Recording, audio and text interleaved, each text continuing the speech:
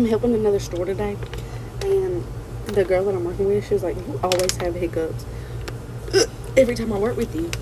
And like, even when I was in like middle school, because I quit in 9th grade, but when I was in middle school, I used to get kicked out of my English class for my hiccups. But there's a lady at the high bar, and she just taught me something. She said that I get hyper focused and I hold my breath, and that makes so much freaking sense because I do hold my breath. So whenever my body starts relaxing, I don't know, I'm just gonna Google it. I don't even understand what I just read. Something about ADHD. Something about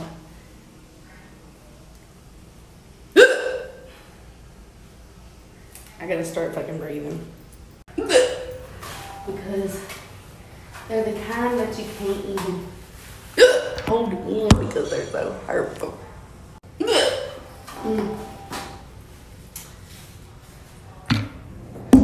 I'm gonna teach y'all how to sit on a Waffle House toilet or any fucking toilet. Can you see?